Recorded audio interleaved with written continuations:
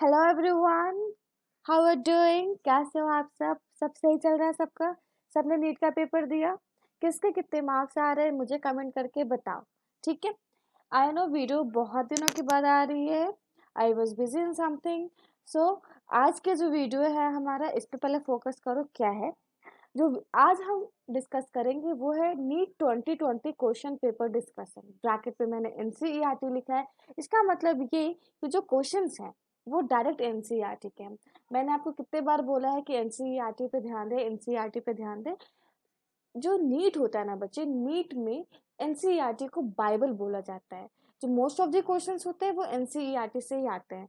तो आप अगर एनसीईआरटी को बहुत अच्छे तरीके से आपने पढ़ लिया है, एक एक डायग्राम को समझ लिया है, ठीक है, तो बस आपका नीट क्लियर है। बायो में, बायो की तरफ से मैं बात करूँ, फिजिक्स केमिस्ट्री तो आप अपना देखना कि आपका कैसा जा रहा है। बायो में अगर आपने पढ़ लिया है बहुत अच्छे से तरीके से एनसीईआरटी क्लास 11th और 12th का, तो आपका नीट बायो के जो टर्म में बात कर रही हूँ, बायो के टर्म में तो क्लियर हो गया है। ठीक है, वो मैं एश्योर करती हूँ। इसका प्रूफ आज के वीडियो लेक्चर में जाएगा। देखो, नेशनल टेस्टिंग एजेंसी ने 1 तारीख को क्वेश्चन पेपर ऑफिशियली रिलीज किया, ठीक है, विद की। ओके, तो मैंने 2 को पेपर अच्छे से एनालाइज किया, 3 को पीपीटी बनाया और आज 4 है। आज मैं ये वीडियो आपको मिल जाएगा इसका। ठीक है, तो चलो डिस्कस करते हैं। देखो यहाँ पर एनसीईआरटी का मतलब पता है क्या है? एनसीईआरटी का मतलब होता है बाइबल। आज हम देखेंगे कि इस बाइबल से कितने कितने क्वेश्चंस डायरेक्ट आए हैं। इनिशियली ये जो आज लेक्चर जाके इसमें 90 क्वेश्चन में से सिर्फ और सिर्फ 10 क्वेश्चन मिलेंगे बच्चे आपको। आई नो बहुत कम क्वेश्चन है ये, ठीक है, लेकिन हम क्वालिटी पे में फोकस करेंगे, क्वांटिटी पे नहीं। क्वांटिटी के लिए आपको बहुत सारे क्वेश्चन पेपर डिस्कशन मिल जाएगा वीडियोज यूट्यूब पे, आप उस वीडियोज को देखें। ठीक है, वो वीडियोस तो आपको बहुत पहले मिल गया होगा, मतलब जिस दिन आपने पेपर दिया होगा अगले दिन या उसी दिन शाम तक तो आपको वीडियोस मिल गए होंगे। तो आप अगर क्वांटिटी देखना चाहते हैं आप उनके वीडियोस देखें, लेकिन अगर आप क्वालिटी देखना चाहते हैं, आप ऑथेंटिक चीज़ देखना चाहते हो, तो आज सिर्फ और सिर्फ हम 10 क्वेश्चन को ही डिस्कस करेंगे। आगे वीडियोस आएंगी, इसी सीरीज में आएंगी और आगे फिर सारे क्वेश्चंस को डिस्कस किया जाएगा, लेकिन एक वीडियो में सिर्फ और सिर्फ 10 क्वेश्चंस ही होंगे। ठीक है, उस 10 क्वेश्चंस को हम बहुत अच्छे से डिस्कस करेंगे। साथ ही साथ वैसे बच्चे जो अगले साल नीट देने वाले हैं उनके लिए भी ये बहुत बेनिफिशियल होगा। क्यों होगा अभी मैं बताती हूँ। देखो, जो क्वेश्चंस होते हैं ना बायो में, वो एक क्वेश्चन कभी नहीं होता है, वो एक क्वेश्चन में हमेशा 4 क्वेश्चंस होते हैं। तो अगर हम एक कॉन्सेप्ट को पढ़ते हैं तो हमें पता है कि चलो ये क्वेश्चन है, इस क्वेश्चन का ये आंसर है, ए मान लो आंसर है, ठीक है, ए आंसर के बाद बी आंसर क्यों नहीं होगा, सी क्यों नहीं, डी क्यों नहीं, ये 3 और क्वेश्चंस हैं, तो हम उसको भी डिस्कस करेंगे। तो चलो स्टार्ट करते हैं सबसे पहले फर्स्ट क्वेश्चन से। ये जो क्वेश्चन पेपर है मैं बता दूं, ये E1 कोड के लिए है, E1 कोड, ठीक है। तो E1 कोड में सबसे पहले जो क्वेश्चन है, फर्स्ट क्वेश्चन, अगर मैं फर्स्ट क्वेश्चन की बात करूं तो जो फर्स्ट क्वेश्चन है वो है ये रहा। नेक्स्ट,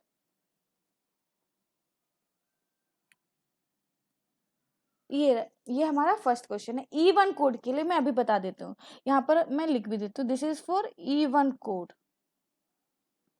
ओके, E1 कोड का ही मतलब सीरीज है, first question, second, third, fourth, fifth, ठीक है। बाकी सारे कोड्स में सेम ही क्वेश्चन ही है, बट वो जो पैटर्न होता है कि ये क्वेश्चन कौन से नंबर पे ये चेंज हो जाएगा, लेकिन क्वेश्चन सेम होते हैं। तो चलो डिस्कस करते हैं फर्स्ट क्वेश्चन। क्वेश्चन फर्स्ट कह रहा है, which of the following is not an attribute of a population, and the options are option 1 sex ratio, option B natality, option 3 mortality, and option 4 species interaction। देखो question क्या कह रहा है, question कह रहे हैं कि नीचे आपको 4 ऑप्शन दिए हैं और इस 4 ऑप्शन में से ऐसा कौन सा ऑप्शन है जो पॉपुलेशन का एट्रीब्यूट नहीं है, नॉट एन एट्रीब्यूट। तो सबसे पहले तो यहाँ पर गलती मत करना, एट्रीब्यूट नहीं पूछ रहा है, नॉट एन एट्रीब्यूट पूछ रहा है। तो ये क्वेश्चन डायरेक्ट एनसीईआरटी से है। मैं आप बगल में आपको एनसीईआरटी का वो जो स्क्रीनशॉट होता है वो मैंने लगा दिया है, ताकि आपको समझ में आए कि एनसीईआरटी पढ़ना कितना इंपॉर्टेंट होता है। एनसीईआरटी को बहुत सारे बच्चे हल्के में ले लेते हैं, वो मॉड्यूल्स पढ़ते हैं इस इंस्टीट्यूट के उस इंस्टीट्यूट के। भैया आप पहले एक बार एनसीईआरटी तो ढंग से पढ़ो, ठीक है। तो देखो ये जो क्वेश्चन है वो कहाँ दिया है, मैं पहले हाईलाइट करती हूँ।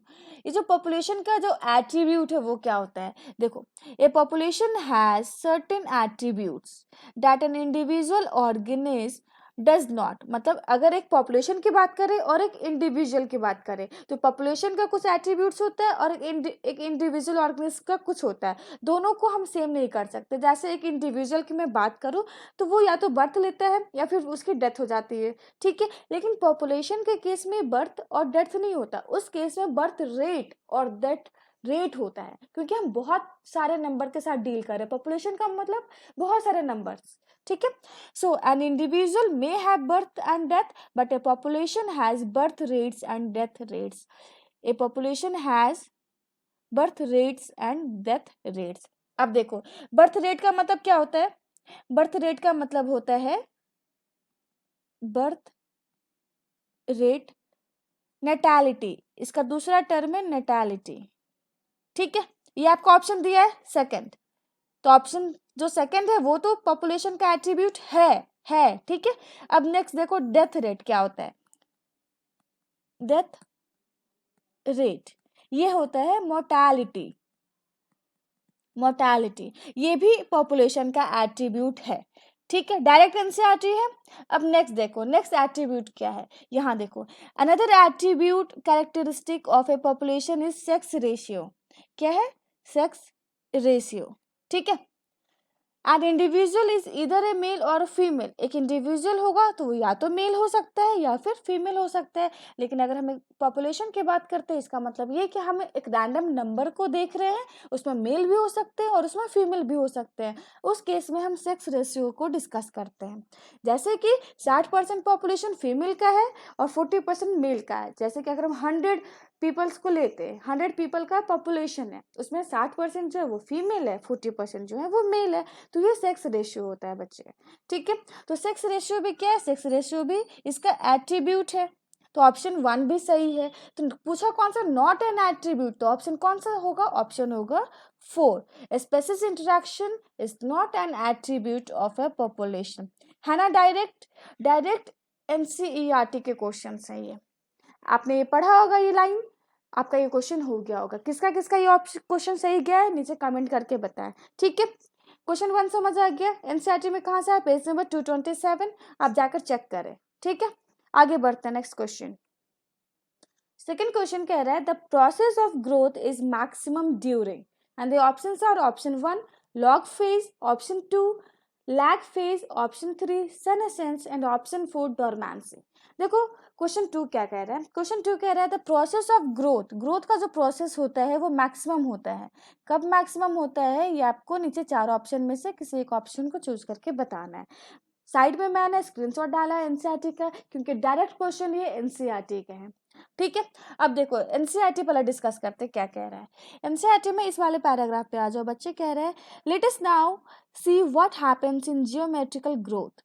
In most system the initial growth is slow, that is lag phase. बहुत सारे सिस्टम की अगर हम बात करें तो इन मोस्टली जो जितने भी सिस्टम होते हैं उसमें इनिशियल ग्रोथ जब होता है वो स्लो होता है, लैग फेज में होता है।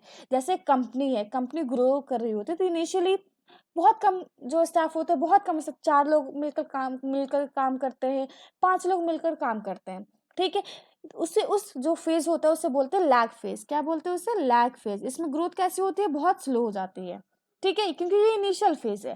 धीरे धीरे धीरे क्या होता है, जो कंपनी है वो ग्रो करने लग जाती है, बहुत सारे स्टाफ्स आते हैं, उस कंपनी का जो शेयर मार्केट में प्राइस है वो भी बहुत इंक्रीज हो जाता है अचानक से, ठीक है। इस ग्रोथ को बोलते हैं और इस फेज को बोलते हैं एक्सपोनेंशियल फेज, लॉग और एक्सपोनेंशियल फेज, ठीक है। और इसमें ग्रोथ कैसी होती है, रैपिडली होती है, बहुत फास्ट ग्रोथ होती है। पहले 4 एम्प्लॉयज थे, एक्सपोनेंशियल फेज में 400 एम्प्लॉयज हो जाएंगे। आप समझ रहे हो ग्रोथ किस रेट से हुई है, ठीक है। तो ये होता है लैग फेज और log, that is exponential phase. अब क्वेश्चन देखो क्या कह रहा है, क्वेश्चन पे आओ। क्वेश्चन कह रहा है the process of growth is maximum during, कब सबसे ज्यादा होगा, लॉग फेज में होगा। हाँ लॉग फेज में होगा, क्योंकि एनसीईआरटी में तो डायरेक्ट बताया हुआ है कि प्रोसेस जो होता है ग्रोथ का वो रैपिडली होता है, कब, लॉग और एक्सपोनेंशियल फेज में। समझ आया, तो आंसर कौन सा होगा, आंसर होगा ऑप्शन 1। इसके अलावा जो दूसरे ऑप्शन से वो देखो, लैग फेज अभी बताया मैंने, लैग फेज में क्योंकि ये इनिशियल फेज है, चीज़ों को सेटल होने में टाइम लगेगा, तो जो ग्रोथ रेट होता है वो स्लो होता है। ठीक है, तो ऑप्शन 2 नहीं होगा।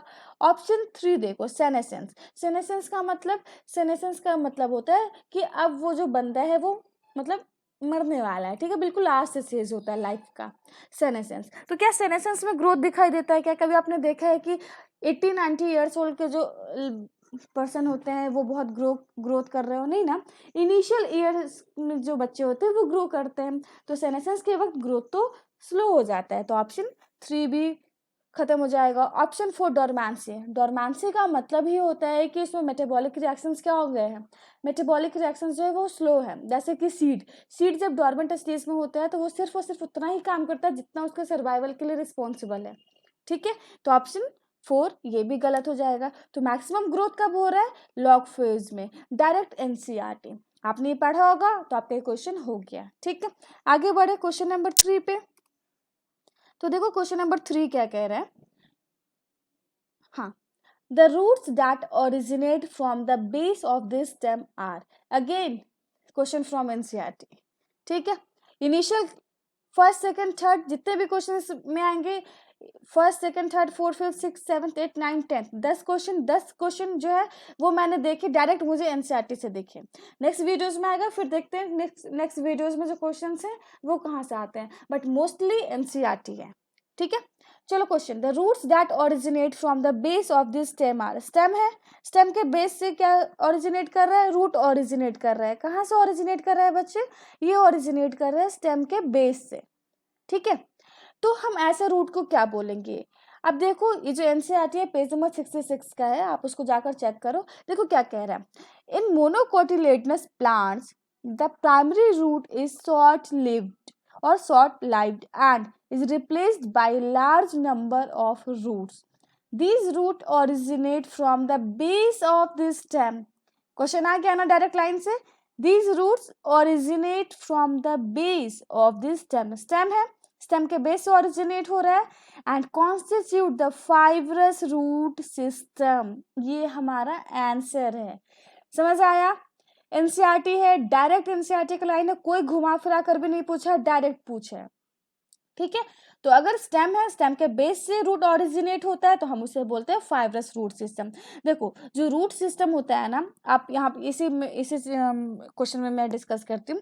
जो टैप रूट सिस्टम होता है, जैसे कि हम मस्टर्ड प्लांट में देखते हैं, वो बहुत बेसिक रूट है। ठीक है, एक प्लांट है, प्लांट के नीचे अगर रूट ओरिजिनेट कर रहे हैं, प्लांट का अगर बेस है, प्लांट के बिल्कुल जहां से स्टेम है वहां से अगर एक ही रूट ग्रो कर रहा है, ठीक है, एक लार्ज सेंट्रल और डोमिनेंट रूट अगर ग्रो कर रहा है और उस डोमिनेंट रूट से यानी वो जो प्राइमरी रूट है वहां से दूसरे रूट बन रहे हैं, तो हम वैसे रूट सिस्टम को बोलते हैं टैप रूट सिस्टम। ठीक है, अब क्या होता है, किसी किसी प्लांट में जो प्राइमरी रूट होता है वो बहुत ही शॉर्ट लाइव्ड होता है और कुछ टाइम के बाद वो खत्म हो जाता है, उसकी जगह पे बहुत सारे रूट्स आते हैं, और ये जो रूट्स होते हैं वो डायरेक्ट जो बेस होता है स्टेम के वहां से ओरिजिनेट करते हैं। जैसे देखो टैप रूट में क्या होगा, ये प्लांट है, ठीक, ये मेन रूट है जिसे बोलेंगे प्राइमरी रूट, यहाँ से दूसरे जो रूट्स होते हैं वो ओरिजिनेट करेंगे। ये क्या हो गया, ये टैप रूट हो गया। फाइब्रस रूट में क्या होगा, ये जो टैप रूट है ये खत्म हो जाएगा। अब क्या होगा इसमें होगा,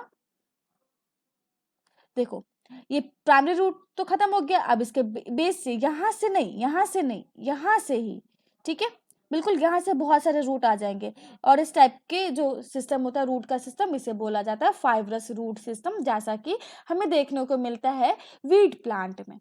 ठीक है, इसके अलावा कुछ जो प्लांट्स होते हैं जैसे कि ग्रास हो गया, मॉन्स्टेरा और बनियान ट्री, इनमें क्या होता है, जो रूट है वो एराइज करता है कहाँ से, जो रेडिकल होता है ना, रेडिकल को छोड़कर हमें पता है रूट कहाँ से ओरिजिनेट करता है, रेडिकल से। स्टेम कहाँ से, प्लूम्यूल से। लेकिन अगर रेडिकल को छोड़कर किसी दूसरे पार्ट से ओरिजिनेट करने लग गया है रूट, तो हम वैसे रूट को बोलते हैं एडवेंशियस रूट्स। क्या बोलते हैं उसे बोलते हैं एडवेंशियस रूट। कब, जब रेडिकल को छोड़कर parts of the plant other than the radical हो, तो उस केस में हम बोलेंगे एडवेंशियस रूट। जैसे कि बनियान ट्री में आपने देखा है, बनियान ट्री की जो ब्रांचेस होती है, ब्रांचेस के बिल्कुल नीचे लटक रहे होते हैं ना, जिसे हम लोग पकड़ के झूला भी झूलते हैं, वो क्या होती है, वो होती है एडवेंचरस रूट्स। तो आप जब भी बनियान ट्री को नेक्स्ट टाइम देखें या फिर तो आप क्या बोलोगे अपनी मम्मी को, मम्मी वो देखो वो एडवेंचरस रूट है, ठीक है।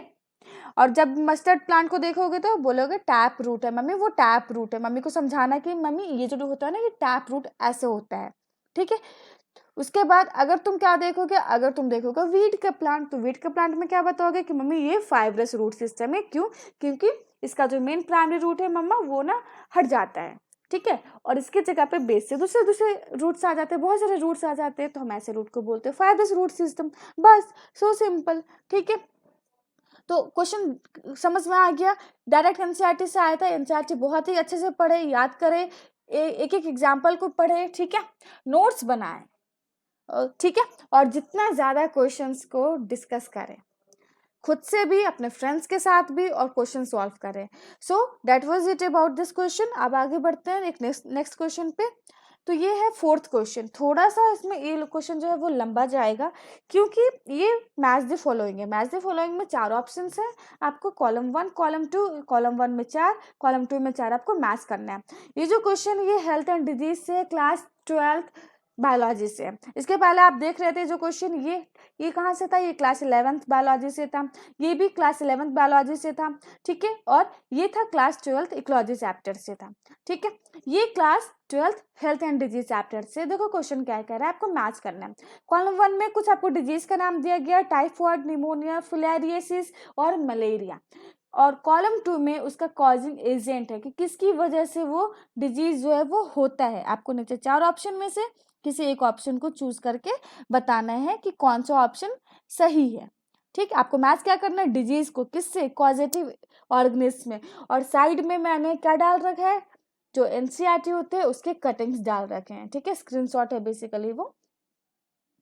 तो क्लास 12th के बायोलॉजी पेज नंबर 146, 147, 149 पे क्वेश्चन आपको मिल जाएगा।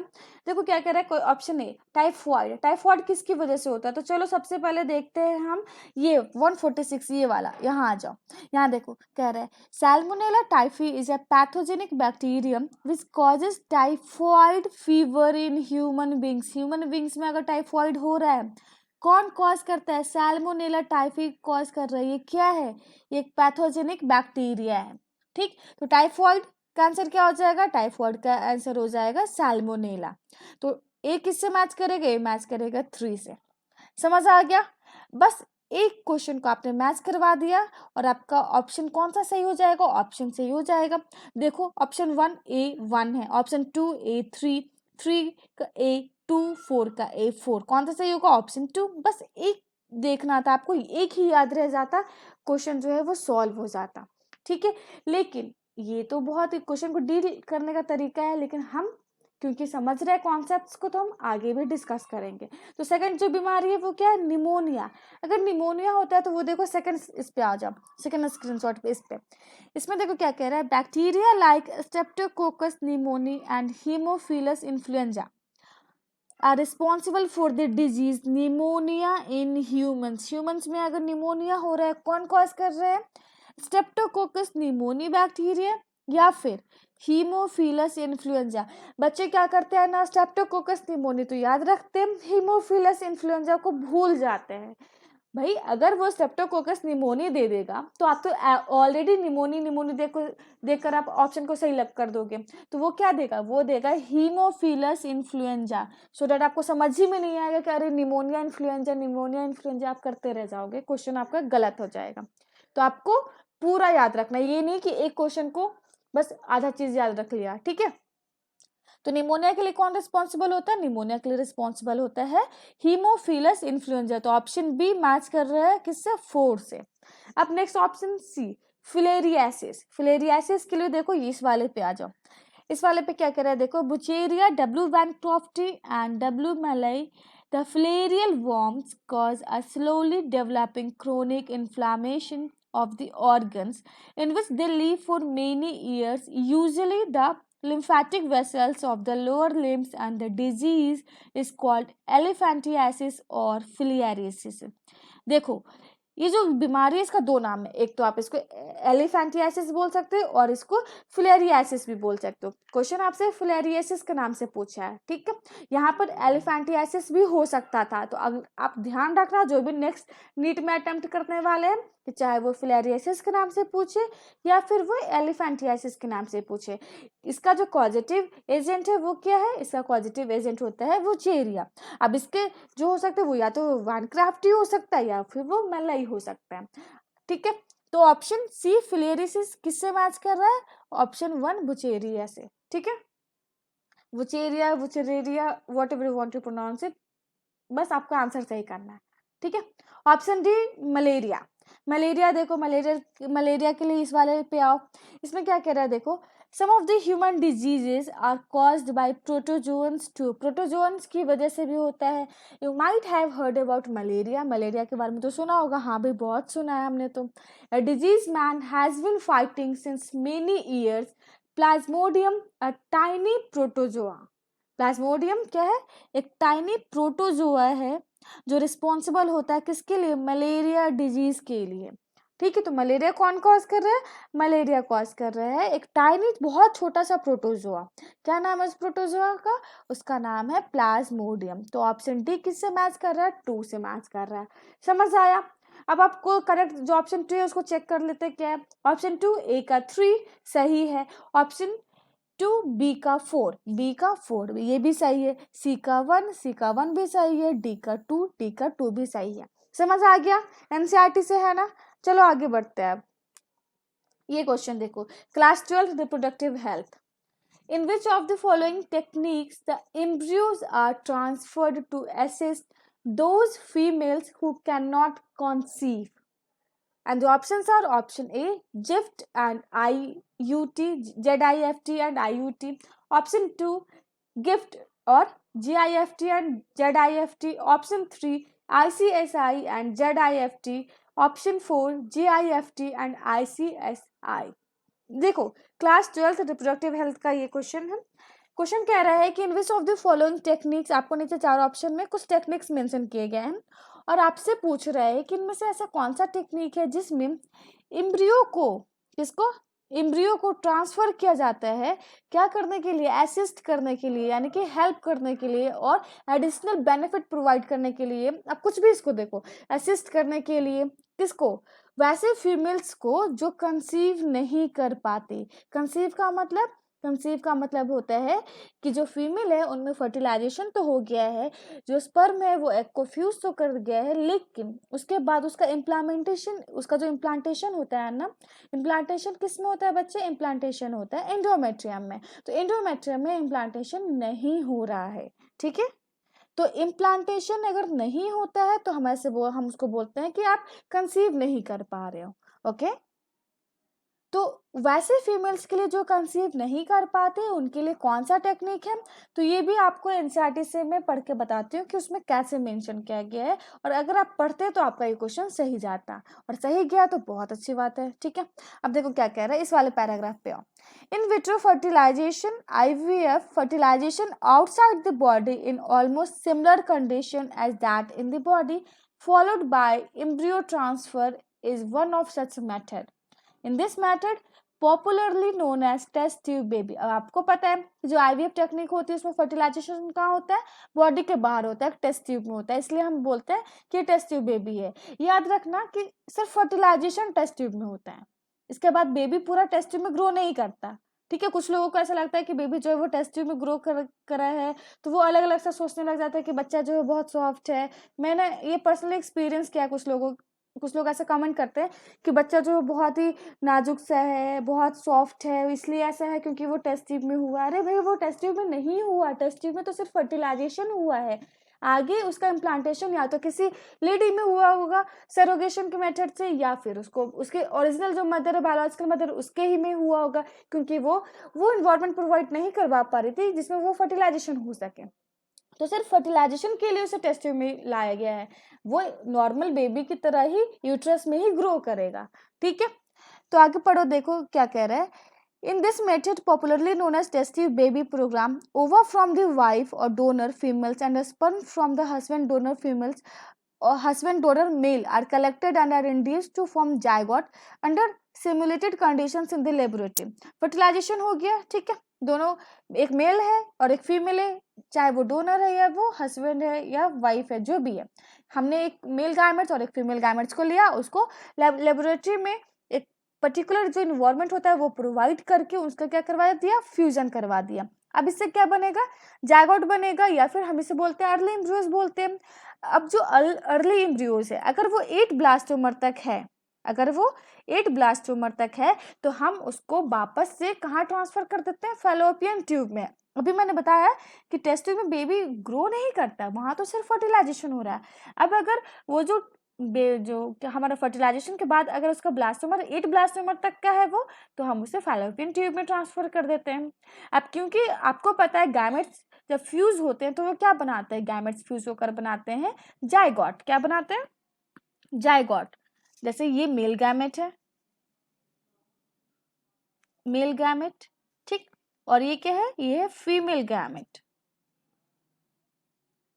ये हैप्लॉइड होता है मेल गैमेट, फीमेल गैमेट भी हैप्लॉइड होते हैं। दोनों का क्या होगा, दोनों का होगा फ्यूजन। फ्यूजन होने से क्या होगा, फ्यूजन होने से बनता है जायगोट। जायगोट कैसा होता है बच्चे, जायगोट होता है डिप्लॉइड 2n, ठीक है। तो फ्यूजन हमने फर्टिलाइजेशन तो करवा लिया, फ्यूजन बोलो या फर्टिलाइजेशन सेम एक ही बात है, ठीक है। हमने फर्टिलाइजेशन तो करवा लिया, फर्टिलाइजेशन करवाने के बाद जब जायगोट बना, तो जायगोट की अब बारी आती है कि अब अगर ये जायगोट अप टू 8 ब्लास्टोमर तक है, तो हम इसे ट्रांसफर करेंगे कहाँ, फैलोपियन ट्यूब में। क्योंकि आपको याद होगा, अगर आपको यूट्रस का जब हम बेबी ग्रो करता है, डेवलपमेंट होता है उसका स्ट्रक्चर, तो अप टू 8 ब्लास्टोमर तक वो फैलोपियन ट्यूब में ही रहता है। तो क्योंकि वो अभी जायगोट है, अप टू 8 ब्लास्टोमर है, तो हम उसे नेचुरल इन्वायरमेंट ही प्रोवाइड करेंगे, उसे फैलोपियन ट्यूब में ही डालेंगे। तो उसे कहाँ डाला जाता है, फैलोपियन ट्यूब में डाला जाता है। और इस मेथड को बोलते हैं zygote intrafallopian transfer.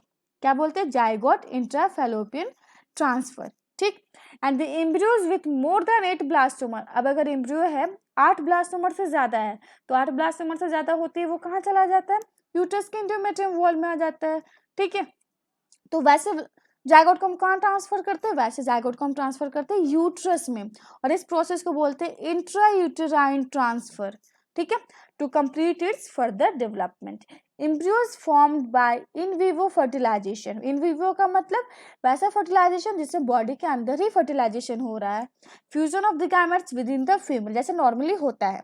Also could be use for such transfer to assist those females who cannot conceive। आ गया ना डायरेक्ट लाइन से question.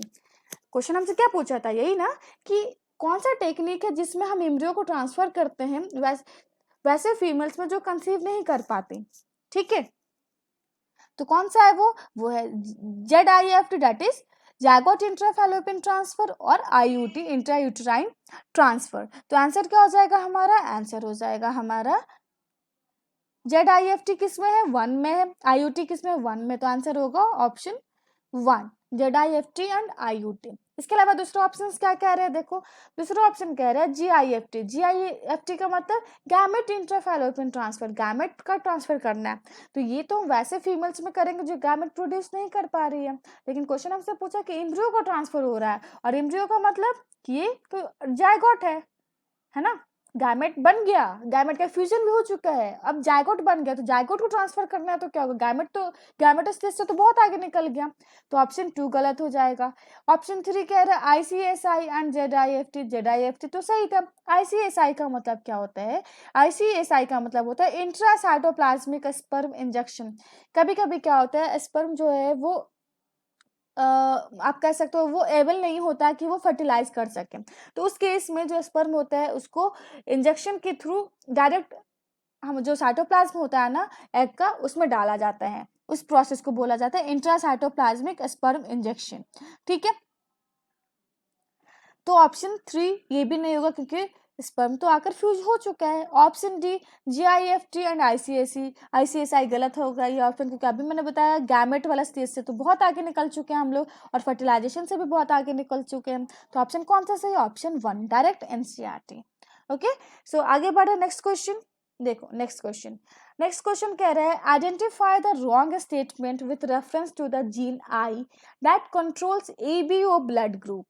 And the options are option 1, the gene I has 3 alleles. Option 2, a person will have only 2 of the 3 alleles. Option 3, when IA and IB are present together, they express same type of sugar. Option D, allele I does not produce any sugar. Question कह रहा है कि नीचे आपको कुछ statement दिया हुआ है, ठीक है, किसके बारे में स्टेटमेंट है? आई जीन के बारे में है, जो कि ब्लड ग्रुप को कंट्रोल करता है आपके बॉडी में. इसके आई जीन से रिलेटेड और एबीओ ब्लड ग्रुप से रिलेटेड कुछ स्टेटमेंट है, आपको बताना है कि इनमें से कौन सा स्टेटमेंट है जो रॉन्ग है, गलत है. ठीक है, ये भी डायरेक्ट एनसीईआरटी का क्वेश्चन है. अब देखो एनसीईआरटी में सबसे पहले देखो कोडोमिनेंस वाला जो चैप्टर है, कोडोमिनेंस जो है उसमें देखो स्टार्ट करते हैं. सबसे पहले till now we were discussing process where the F1 resemble either of the two parents. समझ, चैप्टर का नेम समझ में आया कौन सा है? Heredity and evolution. ठीक है, टू पेरेंट्स डोमिनेंस और was in between, that is incomplete dominance. But in the case of codominance, the F1 generation resembles both parents. A good example is different types of red blood cells that determine ABO blood grouping in human beings. यहाँ से हमारा काम का बात start हो जाता है. ABO blood groups are controlled by the gene I. यहाँ से अंडरलाइन करना शुरू करो. आप देखो कह रहा है कि जो एबीओ ब्लड ग्रुप है ये कंट्रोल्ड होता है किससे? जीन आई से. जो हमारा क्वेश्चन कह रहा है कि हाँ, क्वेश्चन में तो ये कह रहा है कि ABO blood group gene I से कंट्रोल होता है. आगे देखो, the plasma membrane of the red blood cells has sugar polymers that protrude from its surface and the kind of sugar is controlled by the gene. The gene I has 3 alleles. The gene I has 3 alleles. Option 1, the gene I has 3 alleles. इससे और कितना simple question चाहिए आपको NEET निकालने के लिए? Direct line, मतलब दिमाग लगाने के लिए भी नहीं कह रहा है. आप वो तो कह रहा है कि अब तुम लाइन पढ़ो, मैं तो लाइन ही तुम्हें छाप कर दूंगा, दिमाग नहीं लगाना है. ठीक है, बस द ऑप्शन 1 कह रहा है the gene I has 3 alleles. Direct option, direct line आपको मेंशन किया गया है एनसीईआरटी में, तो ऑप्शन 1 क्या हो जाएगा? ऑप्शन 1 तो सही है हमारा. ठीक है, option 2, a person will have only 2 of the 3 alleles. ये भी देखो आगे मिल जाएगा आपको. कह रहा है the gene I has 3 alleles, IA, IB and small I. The alleles IA and IB produce a slightly different form of the sugar. कैसा सुगर बना रहा है ये? Slightly different form of this sugar. अब देखो वो आपको ये जो थर्ड ऑप्शन है ये देखो, पहले कह रहा है when IA and IB are present together they express same type of sugar. अभी एनसीईआरटी में हमने क्या पढ़ा? They produce slightly different form of sugar. समझ आया? तो ये कौन सा ऑप्शन 3 क्या गलत हो जाएगा क्या? हाँ, ऑप्शन 3 जो है वो गलत है. ठीक है, नेक्स्ट आगे पढ़ो. While allele I does not produce any sugar. I जो है alleles ये कोई भी सुगर प्रोड्यूस नहीं करेगा. तो ऑप्शन 4 देखो, allele I does not produce any sugar. क्या ये सही है? हाँ, ये सही है. डायरेक्ट एनसीईआरटी का लाइन. अब कौन सा बचा option 2, a person will have only 2 of the 3 alleles. देखो आगे मिल जाएगा ये भी. Because humans are diploid organisms, each region possesses any 2 of the 3 I gene alleles. अब क्योंकि आपको पता है जो ह्यूमन कैसे होते हैं? डिप्लॉइड होते हैं. और अगर ह्यूमंस डिप्लॉइड हैं तो एक इंसान के पास किसी भी जीन का सिर्फ 2 ही एलिल्स प्रेजेंट होगा. तो अगर जीन आई है तो इसके 3 एलिल्स में सिर्फ 2 होगा. 3 हमें कब मिलेंगे? जब हम पॉपुलेशन को डिस्कस करेंगे. लेकिन हम एक पर्टिकुलर इंडिविजुअल के बारे में बात कर रहे हैं, तो एक इंडिविजुअल में तो भाई आई जीन का सिर्फ और सिर्फ 3 में से 2 ही एलिल्स प्रेजेंट होगा. समझ आया? Any 2 of the 3 I genes alleles each person possess. ठीक है, a person will have only 2 of the 3 alleles. ये भी सही है. अब क्वेश्चन आपसे क्या पूछा था? क्वेश्चन आपसे पूछा था कि गलत कौन सा है, यही ना? तो गलत कौन सा है? गलत है ऑप्शन 3, क्योंकि 3 क्या कह रहा था? 3 कह रहा है कि when I and IB are present together they express same type of sugar. जबकि एनसीईआरटी क्या कह रहा है कि नहीं, जब IA और IB अगर होगा तो ये थोड़ा अलग अलग सुगर बनाएगा. समझ आया? डायरेक्ट एनसीईआरटी क्वेश्चन, अगर आपने एनसीईआरटी पढ़ा होगा तो क्वेश्चन तो आपका सॉल्व हो गया होगा. ठीक है, आगे बढ़े. देखो नेक्स्ट क्वेश्चन क्वेश्चन कह रहा है choose the correct pair from the following, और नीचे कुछ आपको ऑप्शंस दिए हैं, जैसे कि option 1 ligases join the two DNA molecules, option 2 polymerases break the DNA into fragments, option 3 nucleases separate the two strands of DNA, and option 4 exonucleases make cuts at specific positions within DNA। देखो question क्या कह रहा है, question कह रहा है कि आपको नीचे कुछ पेयर बताए हुए हैं, इनमें से आपको करेक्ट पेयर को चूज करना है। किसको चूज करना है? आपको करेक्ट पेयर चूज करना है, ठीक है। अब देखो ये भी डायरेक्ट एनसीईआरटी ही है, class 12th molecular basis of inheritance वाला चैप्टर, और साथ ही साथ आपको जो बायोटेक वाला चैप्टर है वो भी, दोनों का ये कंबाइंड क्वेश्चन है। कुछ को वैसे आपको ये बायोटेक में भी पूरे ऑप्शंस मिल जाएंगे, लेकिन थोड़ा अगर आप मॉलिकुलर बेसिस पढ़ोगे तो बहुत ईजिली बन जाएगा ये, ठीक है। अब देखो क्या कह रहा है, option 1 ligases join the two DNA molecules, दो डीएनए का मॉलिक्यूल्स है उसको आपस में ज्वाइन करता है, तो क्या वो लाइगेज करेगा क्या? तो देखो ये कहाँ लिखा हुआ है, ये लिखा हुआ होगा हमारा जो ये थर्ड वाला स्क्रीनशॉट है, इसमें देखो, इस वाले में देखो यहाँ पर आ, You probably know that mosquito acts as an insect vector to transfer the malaria parasite into human body. In the same way, a plasmid can be used as vector to deliver an alien piece of DNA into the host organism. अगर एक particular DNA को आप किसी host organism के DNA में डालना चाहते हैं, ठीक है, तो उस केस में आपको वेक्टर की जरूरत है, ठीक है। The linking of antibiotic resistance gene with the plasmid vector became possible with the enzyme DNA ligase, which acts on cut DNA molecules and join their ends। ये हमारा मतलब का लाइन था। डीएनए लाइगेज क्या है? डीएनए लाइगेज क्या करता है, जो डीएनए मॉलिक्यूल्स कटे हुए हैं उनके एंड पे जो एंड्स होते हैं उसको क्या करता है, ज्वाइन करता है। DNA ligase which acts on cut DNA molecule, DNA molecule से कटे हुए हैं उनके एंड्स पे डीएनए लाइगेज एक्ट करेगा, उनको आपस में ज्वाइन कर देगा। तो लाइगेज का काम क्या हुआ, दो जो डीएनए मॉलिक्यूल्स है उनको आपस में जोड़ना। तो ऑप्शन 1 करेक्ट है, हाँ ठीक है। Option 2 polymerases break the DNA into fragments, गलत। डीएनए को फ्रैगमेंट्स में अगर ब्रेक डाउन करना है तो क्या वो पॉलीमरेज करता है? नहीं, ब्रेक डाउन का काम तो किसका होता है, न्यूक्लियस होता है ना, जो काट छाट करता है। न्यूक्लियस को ही तो मॉलिक्यूलर सीजर बोलते हैं। रेस्ट्रिक्शन इंडोन्यूक्लियस हो गया, है ना, ये क्या करता है, कटिंग करता है। एक्सोन्यूक्लियस ये भी कटिंग करता है। तो मॉलिक्यूलर सीजर का काम है कि डीएनए को फ्रैगमेंट्स में करना, पॉलीमरेज का काम नहीं है।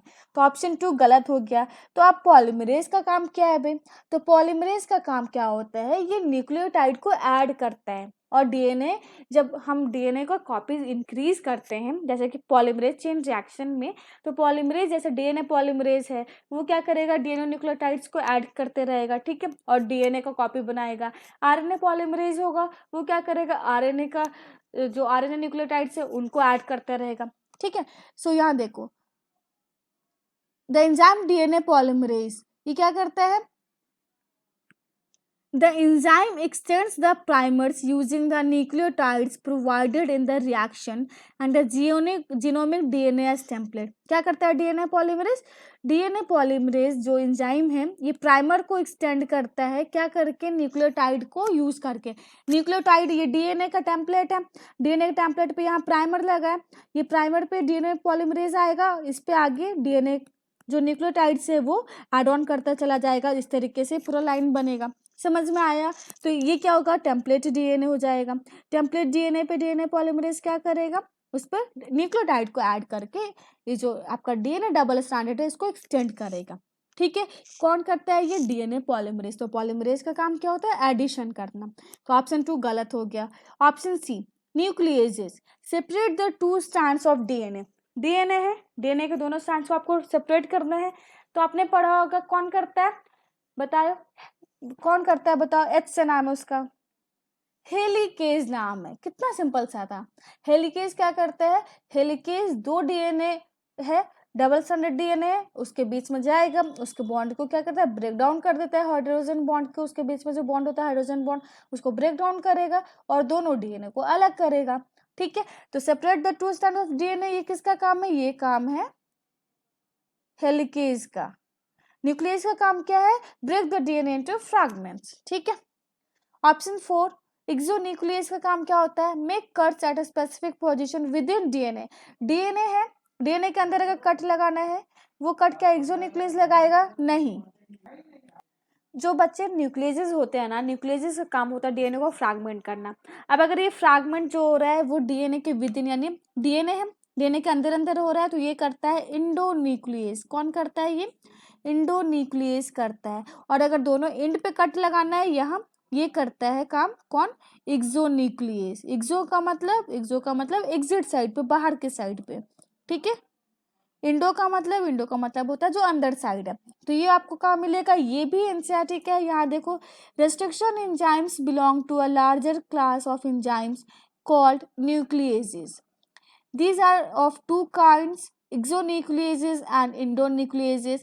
Exonucleases removes nucleotides from the ends of the DNA. DNA है, DNA के एंड से अगर न्यूक्लियोटाइड्स को हटाना है, कौन हटाएगा, एक्सोन्यूक्लियस हटाएगा। ये हमारा क्वेश्चन था। जबकि जो ऑप्शन है वो कह रहा है कि जो डीएनए है, डीएनए के विद इन अंदर, यानी कि अंदर से हटाना है, कट लगाना है, तो वो एक्सोन्यूक्लियस करता है, नहीं, वो कौन करता है, इंडोन्यूक्लियस। देखो क्या कह रहा है, endonuclease makes cut at a specific position with in the DNA. तो ये पूरा लाइन किसके लिए सही होता है, ये लाइन सही होता है इंडोन्यूक्लियस के लिए। समझ आया, तो आंसर कौन सा सही, हमें पूछता था करेक्ट पेयर, तो ऑप्शन 1 हमारा आंसर है।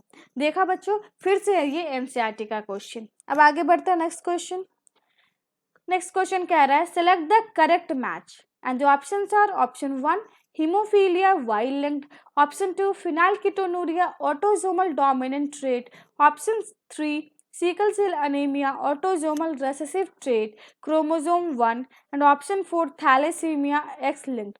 देखो अब क्वेश्चन क्या कह रहा है, क्वेश्चन कह रहा है कि आपको करेक्ट मैच बताना है। क्या बताना है, करेक्ट मैच बताना है, ठीक है।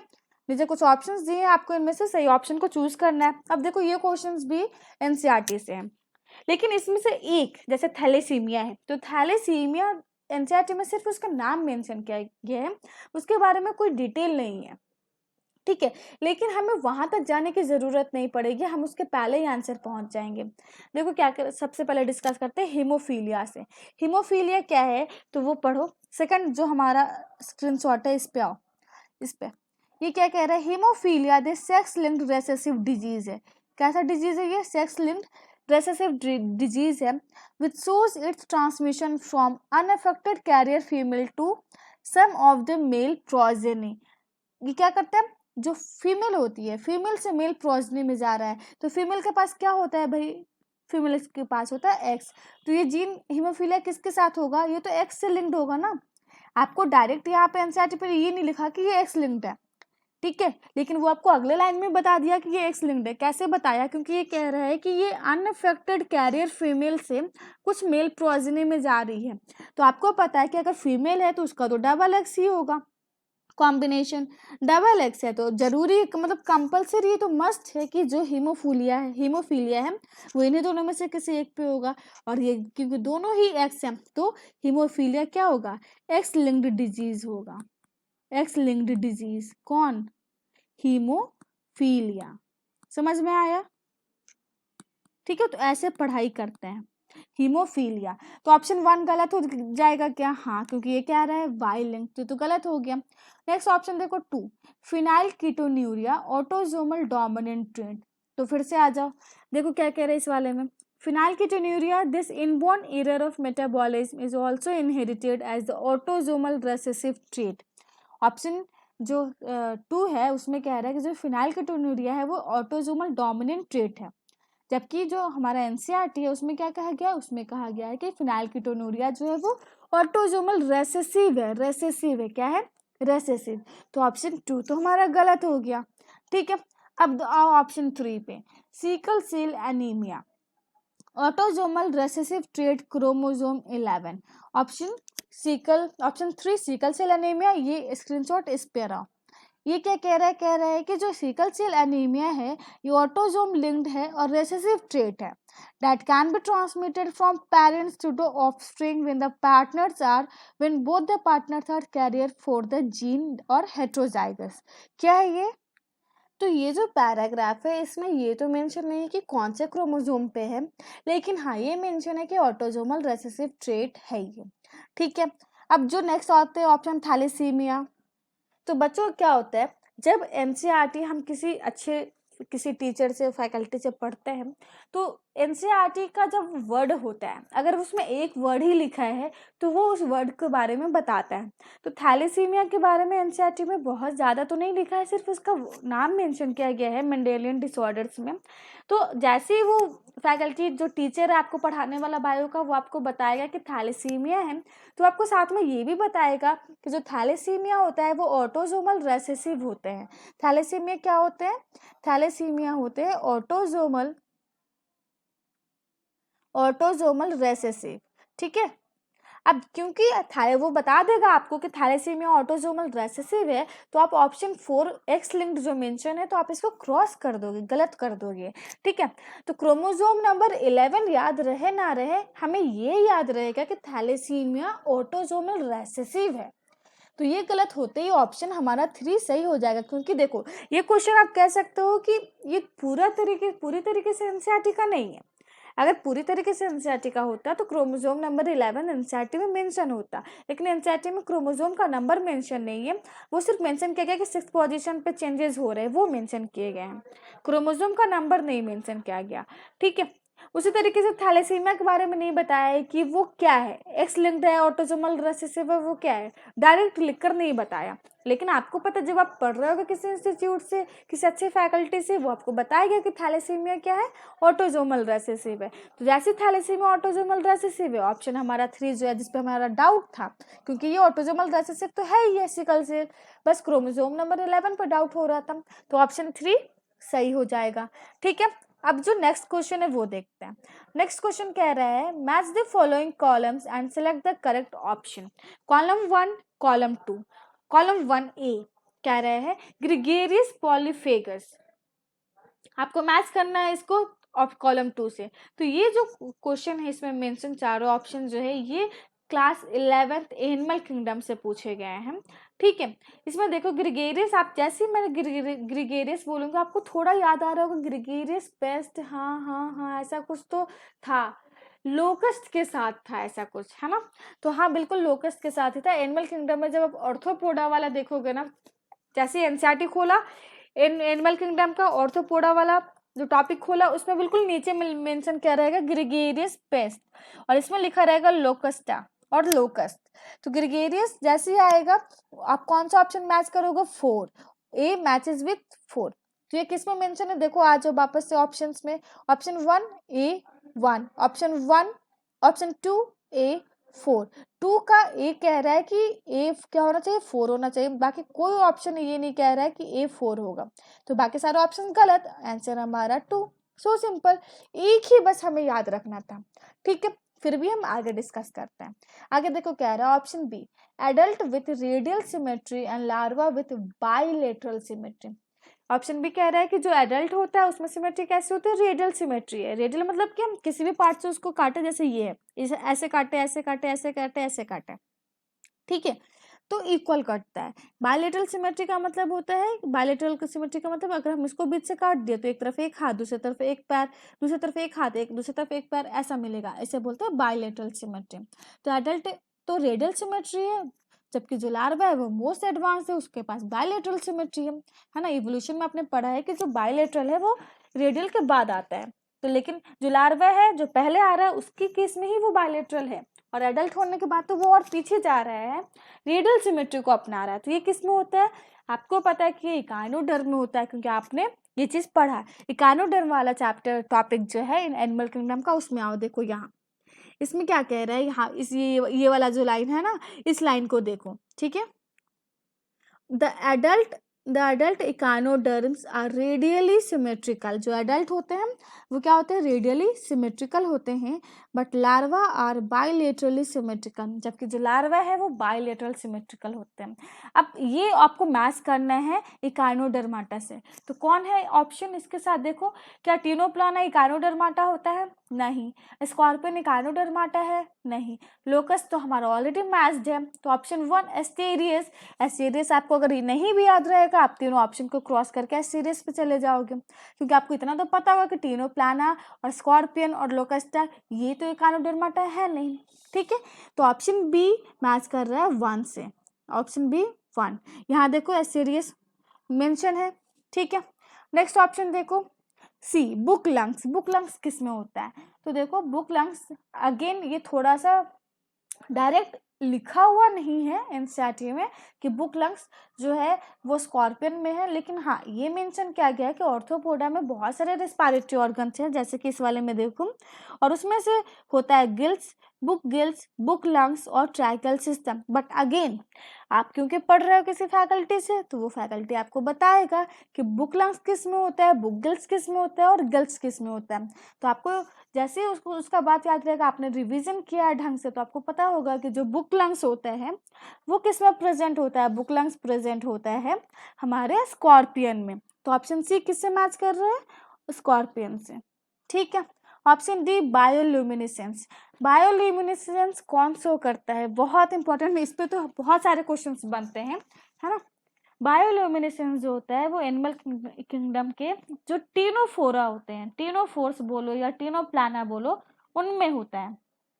टीनोफोर्स बेसिकली जो किंगडम जो हमारा फाइला है उसका नाम, एनिमल किंगडम में जो फाइलम है उसका नाम होता है फाइलम टीनोफोर्स। उसका एग्जाम्पल होता है टीनोप्लाना। टीनोप्लाना क्या है? एक ऑर्गेनिज्म है, उनमें क्या होता है बायोल्यूमिनेसेंस शो करते हैं। ये देखो बोल्ड में लिखा हुआ है बायोल्यूमिनेसेंस। बायोल्यूमिनेसेंस क्या होता है? बायोल्यूमिनेसेंस होता है the property of a living organism to emit light. आप चमकते हो नहीं ना, ये जो टीनोप्लाना होता है वो चमकते हैं। तो कोई ऑर्गेनिज्म है उसके पास प्रॉपर्टीज है कि वो लाइट इमिट कर सकता है, तो हम उसे बोलते हैं बायोल्यूमिनेसेंस।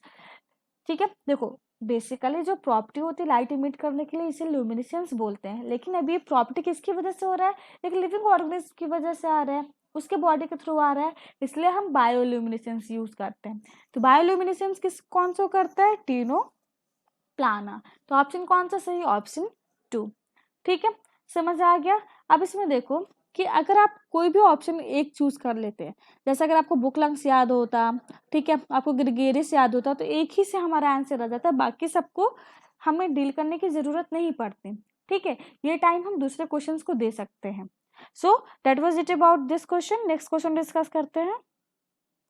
नेक्स्ट क्वेश्चन है the infectious stage of Plasmodium that इंटर्स the human body is. और अगेन ये फिर से जो क्वेश्चन है वो एनसीईआरटी क्लास 12 से है, हेल्थ एंड डिजीज से। हेल्थ एंड डिजीज में आपने मलेरिया के बारे में पढ़ा होगा। मलेरिया का जब लाइफ साइकिल है वो डायग्राम के में आपको मेंशन किया गया है, साथ ही साथ ये जो क्वेश्चन है ये लिखा हुआ भी, लिखित पैटर्न में भी आपको प्लाज्मोडियम में मिल जाएगा और डायग्राम में भी मिल जाएगा। क्वेश्चन कह रहा है कि जो प्लाज्मोडियम होता है, क्या प्लाज्मोडियम जो होता है ये ह्यूमन बॉडी के अंदर इंटर करता है, और प्लाज्मोडियम को कौन सा स्टेज है जो ह्यूमन बॉडी के लिए इन्फेक्शियस है, यानी कि प्लाज्मोडियम जब ह्यूमन बॉडी में इन्फेक्ट करता है तो वो कौन सा स्टेज पे होता है। ठीक है, तो अब देखो इसमें ह्यूमन बॉडी कहाँ दिखाई दे रहा है आपको? एक तो मुझे यहाँ दिखाई दे रहा है और एक यहाँ दिखाई दे रहा है ना। तो अब देखो सबसे पहले यहाँ डिस्कस करते हैं। कह रहा है when the mosquito bites another human sporozoites are injected with bite. कह रहा है कि जब मॉस्किटो है वो किसी दूसरे ह्यूमन को काटेगा, ठीक है, तो sporozoites are injected with bite. तो जैसे वो काटेगा, ठीक है, जैसे वो अपना अंदर पेनिट्रेट करेगा स्किन के अंदर, तो जो स्पोरोजोइट्स होते हैं वो ह्यूमन के बॉडी के अंदर चले जाते हैं। तो यहाँ से जो क्वेश्चन है यही पूछा गया है कि प्लाज्मोडियम, अब क्योंकि स्पोरोजोइट्स आपके बॉडी के अंदर गए वो आपको मलेरिया कॉज करेंगे, तो प्लाज्मोडियम को कौन सा स्टेज आपके लिए इन्फेक्शियस होगा? स्पोरोजोइट। तो आंसर यही होगा। तो आंसर कौन सा? Option 2 sporozoites. समझ आ गया। अब जो दूसरा ऑप्शन से देखो फीमेल गैमेटोसाइट्स, मेल गैमेटोसाइट्स। तो जो फीमेल गैमेटोसाइट्स और मेल गैमेटोसाइट्स होते हैं ना बच्चे, ये जो होते हैं यहाँ पे देखो female mosquito takes up gametocytes with blood meal. तो ये कहाँ जा रहा है? ये जा रहा है मॉस्किटो के बॉडी के अंदर, ये मॉस्किटो होस्ट के अंदर होता है। ठीक है, तो ऑप्शन कौन सा सही? ऑप्शन 2 हमारा आंसर है। ठीक है, अगेन ये एनसीईआरटी से था। अब डिस्कस करते हैं नेक्स्ट क्वेश्चन। नेक्स्ट क्वेश्चन कह रहे हैं, अच्छा चलो नेक्स्ट क्वेश्चन जो है वो हम डिस्कस करेंगे नेक्स्ट वीडियो में, ठीक है। तो आज ये हमारे आज का वीडियो लेक्चर का लास्ट क्वेश्चन था, यानी कि ये 10th क्वेश्चन था। और ये जो क्वेश्चन है बच्चे ये सीरीज वाइज है, ऐसा नहीं कि ये क्वेश्चन पहला कोई और है, दूसरा कोई और है, तीसरा कोई और, ये नहीं। जब भी आप इवन कोड को चेक करोगे ना, इवन कोड में पहला क्वेश्चन वही होगा जो मैंने यहाँ पहला क्वेश्चन बताया है, सेकंड क्वेश्चन वही होगा जो मैंने यहाँ सेकंड क्वेश्चन बताया, थर्ड वही होगा जो थर्ड क्वेश्चन यहाँ है। तो ये बिल्कुल सीरीज वाइज है 1 to 10। 10 के बाद जब हमारा नेक्स्ट लेक्चर आएगा, नेक्स्ट वीडियो, तो मैं उसमें स्टार्ट करूंगी 11th क्वेश्चन से, दैट इज ये वाला क्वेश्चन से, ठीक है। फिर हम 10 क्वेश्चन डिस्कस करेंगे, फिर उसके आगे 10 क्वेश्चन डिस्कस करेंगे। और अगेन पैटर्न यही रहेगा, एनसीईआरटी में वो क्वेश्चन कहाँ पे एक्सप्लेन किया गया है, लाइन वाइज कहाँ है, वो मैं आपको बताऊंगी। Okay, so that was all about today's lecture. I hope you have understood the explanation very well. बहुत अच्छे से आपको समझ में आ गया होगा कि एनसीईआरटी ही है जो बाइबल है और वही पढ़ना है, ठीक है। So okay, bye everyone.